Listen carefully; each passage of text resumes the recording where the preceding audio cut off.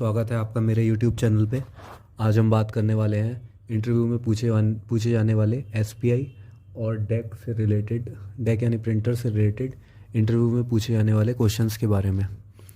तो मैं पहले थोड़ा सा बेसिक बता देता हूँ, क्योंकि कुछ मेरे जो छोटे भाई होंगे जो उनको अभी बेसिक भी थोड़ा कम नॉलेज होगा, तो मैं पहले बेसिक बता देता हूँ कि प्रिंटर का क्या काम है, SPI का क्या काम है। उसके बाद मैं आपको मेन क्वेश्चंस जो होंगे उसके बारे में बताना स्टार्ट करता हूँ। तो देखिए, SPI का मेन पर्पस होता है जो प्रिंट होता है डेक में, उस प्रिंट को चेक करना। अब प्रिंट कैसे होगा प्रिंटर में? प्रिंट करने के लिए हमें क्या करना पड़ेगा? पहले स्टेंसिल लगानी है, स्क्वीज़ी लगानी है। आप ज़्यादातर लोगों को पता होगा स्टेंसिल स्क्वीज़ी का क्या काम होता है। स्टेंसिल के ऊपर पेस्ट को डाला जाएगा। पेस्ट को आपको पहले थ्रोइंग करना है चार घंटे के लिए। उसके बाद आपको उसको मिक्सिंग करना है 3 से 5 मिनट के लिए, जैसा कस्टमर की रिक्वायरमेंट है। उसके बाद आपको स्टेंसिल पे डालना है। इसके बाद आप प्रिंट करेंगे। स्क्वीज़ी का क्या काम होता है? स्क्वीज़ी का काम पेस्ट को स्टेंसिल के ऊपर चलाना होता है, एक तरह से रोल बना के चलाना होता है। इसमें से भी एक क्वेश्चन निकलता है, जो क्वेश्चन है कि जो स्क्वीज़ी की एंगल होता है वो कितना एंगल होता है। स्क्वीज़ी का एंगल नॉर्मली 45 से 60 डिग्री के बीच होता है। तो ये वाला क्वेश्चन भी पूछा जा सकता है कि स्क्वीज़ी का क्या एंगल रहता है, जो प्रिंटर में जो स्क्वीज़ी का यूज़ किया जाता है उसका क्या एंगल होता है। तो ये 45 से 60 के बीच में रहता है।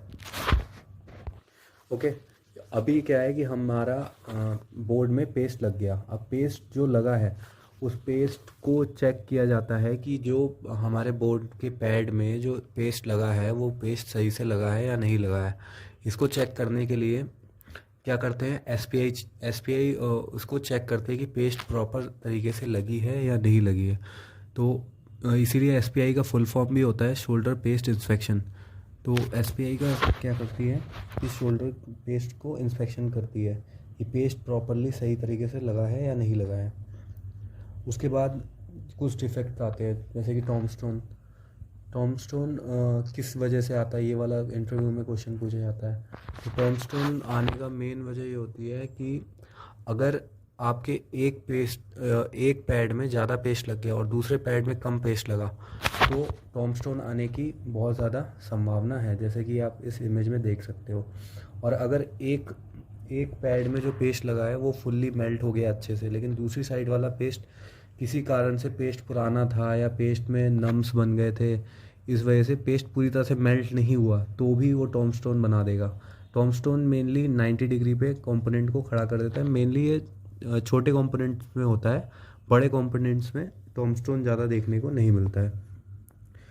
और हाँ, इसी में एक और क्वेश्चन बन जाता है कि टॉमस्टोन और लिफ्टेड में क्या फ़र्क है। तो लिफ्टेड क्या रहेगा, आपका 60 डिग्री से नीचे रहेगा, लेकिन जो टॉमस्टोन रहेगा वो आपका 90 डिग्री रहेगा या 60 डिग्री से ज़्यादा ही रहेगा, कम नहीं रहेगा। इस बात को आप लोग ध्यान दीजिएगा, क्योंकि ये चीज़ें इंटरव्यू में सबसे ज़्यादा पूछी जाती हैं एसपीआई और डेक से रिलेटेड, अगर आप इंटरव्यू देने जा रहे हैं तो। फिर आ जाते हैं कि लेस शोल्डर अगर आएगा तो फिर आप क्या करेंगे, कैसे इस चीज़ को ठीक करेंगे। अगर आपको एसपीआई में लेस शोल्डर देखने को मिल रहा है तो इसको आप किस तरह से ठीक करेंगे।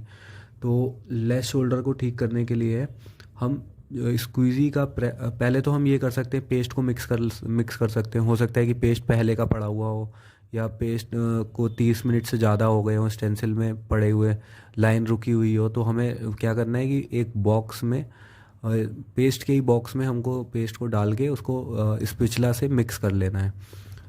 3 से 4 मिनट तक आप मिक्स कर लीजिए, हाथ से घुमा दीजिए, वो उसकी विस्कोसिटी नॉर्मल हो जाएगी।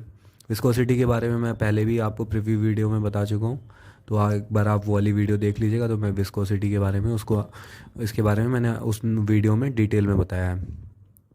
तो पेस्ट की विस्कोसिटी नॉर्मल हो जाएगी, फिर आप पेस्ट को डाल दीजिए। अगर ठीक नहीं होता है तो फिर आप स्क्वीज़ी का प्रेशर थोड़ा सा कम कर दीजिए, जिससे क्या रहेगा, पेस्ट ज़्यादा लगेगा उसके पैड में और अपर्चर में ज़्यादा रहेगा, जिससे क्या होगा कि इनसफिशिएंट की जो डिफेक्ट आ रहा है वो ख़त्म हो जाएगा या नहीं आएगा। इसके बाद आ जाते हैं ब्रिजिंग। ब्रिजिंग क्यों आती है?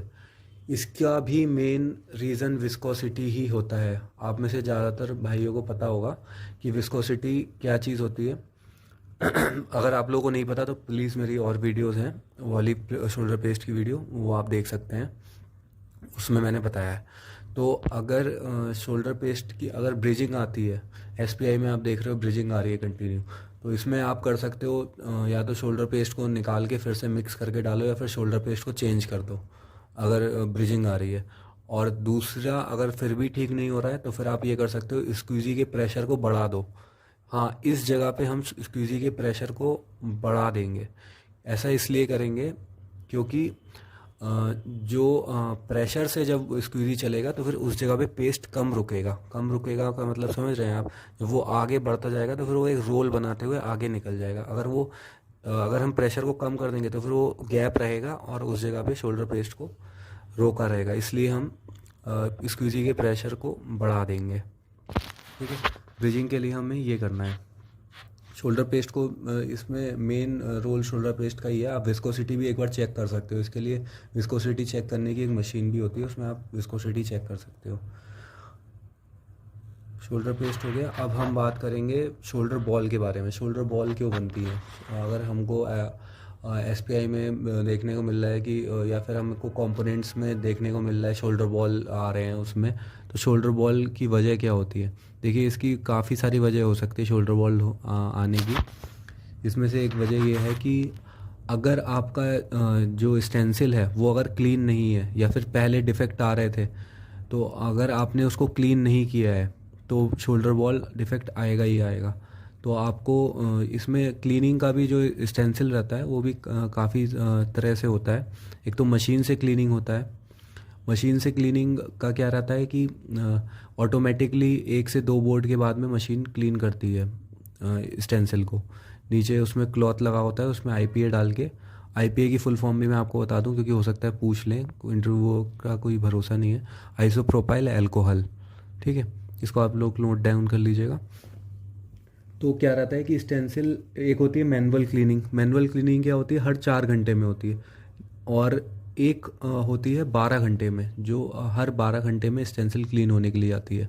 अब हो सकता है कुछ अगर छोटी कंपनी होगी तो फिर वहाँ पे स्टेंसिल क्लीनिंग मशीन नहीं होगी, तो फिर आपको मैनुअल क्लीन ही करना पड़ेगा। मैनुअल क्लीनिंग यानी आपको एक क्लॉथ से नीचे से उसको और ऊपर से आपको साफ़ करना है, एयर प्रेशर मारना है और आइसोप्रोपाइल अल्कोहल उस पर डाल के आपको साफ़ करना है।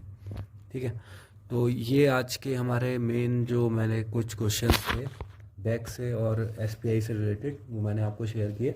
अगर वीडियो अच्छी लगी हो, आप लोगों को प्यार अगर मेरे को थोड़ा सा दिखाना हो तो प्लीज़ लाइक कर दीजिएगा। प्लीज़ प्लीज़ प्लीज़ लाइक कर दीजिएगा। Thank you guys.